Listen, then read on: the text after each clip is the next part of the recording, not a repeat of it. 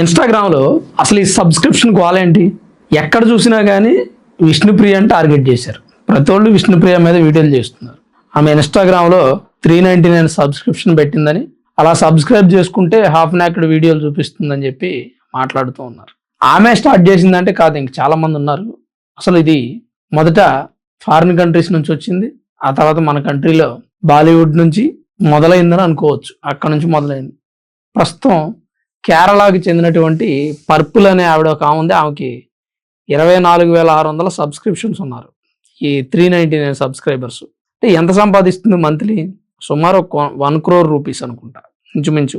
కరెక్ట్గా లెక్కేయలేదు. అంటే ఈ సబ్స్క్రిప్షన్ ద్వారా వీళ్ళు సంపాదిస్తున్నారని కేసు వేశారా, లేదా వీళ్ళ ద్వారా సమాజానికి హాని కలుగుతుందని కేసు వేశారా, లేదా వీళ్ళకి సమాజం పట్ల బాధ్యత లేదని కేసు వేశారా?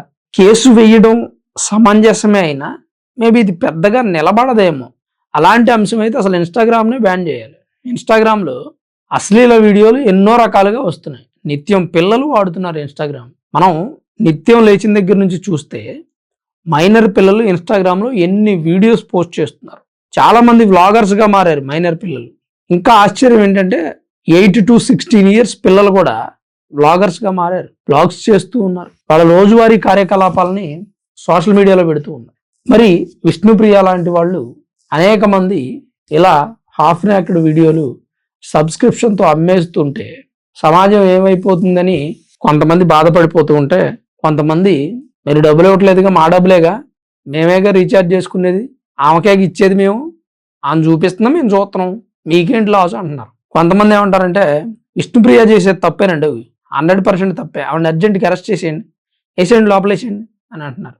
కొంతమంది అంటారు ఎవడికి దోలుంటే ఆడు చూస్తున్నాడు, మీకేంట్రా, నీకు కూడా అంత మోజుంటే వెళ్ళి చూడు అంటున్నారు. అంటే ఏం చెప్పినా ఈ రోజుల్లో తప్పే అవుతుంది. నేను రీసెంట్గా ఒక స్టోరీ చదివా. అదేంటంటే ఒక భార్యాభర్తలు ఇద్దరు గాడిదని నడిపించుకుంటూ వెళుతూ ఉంటారు.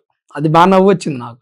వెళ్తుంటే కొంతవరం వెళ్ళగానే కొంతమంది చూసి వీళ్ళేంటి పిచ్చోళ్ళు గాడిదని పక్కన పెట్టుకొని నడిచి వెళ్తున్నారు, ఎక్కి వెళ్ళొచ్చుగా అంటారు. అంటే సరే అని ఇద్దరు గాడిద మీద ఎక్కి వెళ్తూ ఉంటారు. కొంచెం ఎదరికి వెళ్ళగానే దున్నపోతుల్లాగా ఉన్నారు, పాప మా గాడిద మీద ఎక్కారు ఇద్దరు, బుద్ధి లేదు వీళ్ళకని తిడితే, సరే అప్పుడేం చేస్తారంటే ఇద్దరు దున్నపోతులాగా ఉన్నారని అనగానే ఇద్దరు దిగి భార్యను మాత్రమే ఆ గాడిద మీద కూర్చోబెట్టి ఇతను గాడిదని తోలుకుంటూ పోతూ ఉంటాడు. కొందరు ఇలాగారే చూడరా వీడు చేతగాని వాడు, పెళ్ళాన్ని ఏమో గాడిద మీద కూర్చోబెట్టి వీడేమో నడిపిస్తున్నాడు, పెళ్ళం కింద బానిసీడంటారు. సరే నా దివిని వీడేం చేస్తాడు, మళ్ళీ వీడి దిగి వీడు కూర్చొని పెళ్ళాన్ని నడిపిస్తుంటాడు. కొద్దిదూరం వెళ్ళగానే ఆ బుద్ధి లేని వెదవ చూసారా, గాడిద మీద వీడు కూర్చొని పెళ్ళాన్ని నడిపిస్తూ చిత్రహింసలు పెడుతున్నాడు. ఎవడికి తోచిన విధంగా వాడు మాట్లాడతాడు. అంటే సమాజం మనం ఎట్లా ఉన్నా ఏదో ఒక వంక పెడుతుంది, అది నీతి. అలానే విష్ణుప్రియ గారు చేసినటువంటిది రాంగే కొంతవరకు. కాకపోతే ఇలాంటి నిర్ణయాలు తీసుకునే ముందు 1-10 సార్లు ఆలోచించాలి.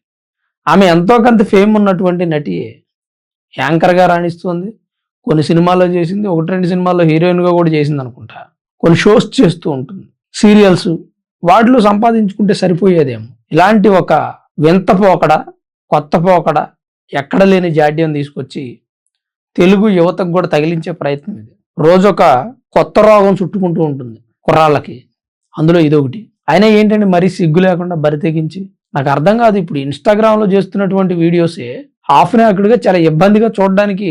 మనం ఏదైనా ఫోన్ ఓపెన్ చేస్తే అవే వస్తూ ఉంటాయి. ఎవడేమనుకుంటాడు, ఏంట్రా బాబు ఈ వీడియోలు ఏంట్రా నాయన అని చెప్పి ఫీల్ అవుతూ ఉంటాం. కొన్నిసార్లు నేనే ఇన్స్టాగ్రామ్ ఓపెన్ చేస్తే ఈ హాఫ్ నాకెడ్ వీడియోలు వస్తూ ఉంటాయి.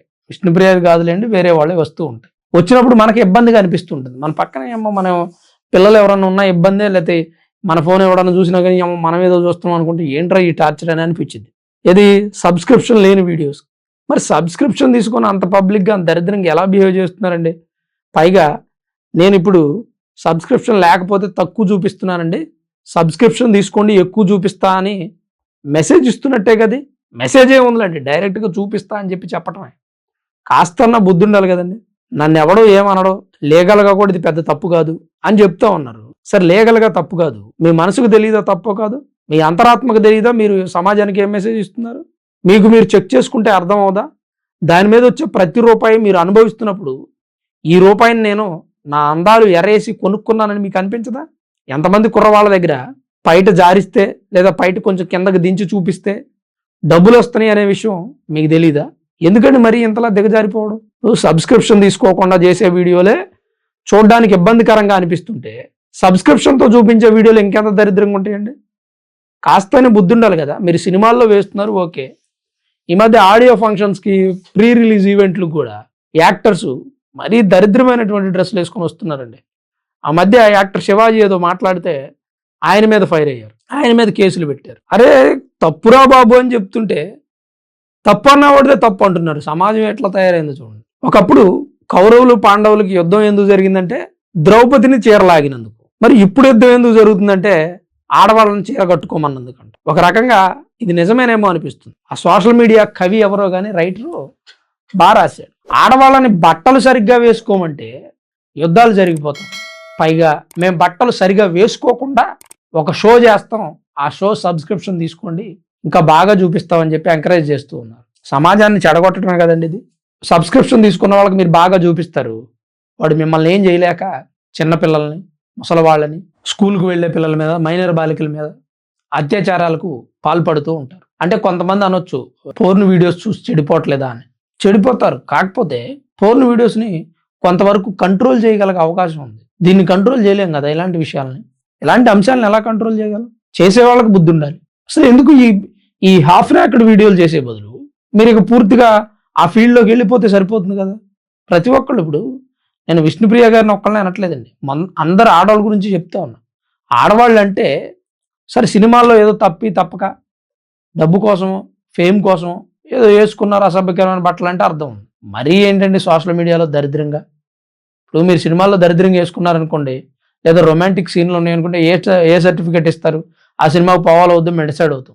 మరి ఇన్స్టాగ్రామ్లో, సోషల్ మీడియాలో, పబ్లిక్ ప్లాట్ఫామ్స్లో ఏంటండి దరిద్రం? పైగా ఆడవాళ్ళని గౌరవించేటువంటి మన దేశంలో ఇవేం దరిద్రాలు?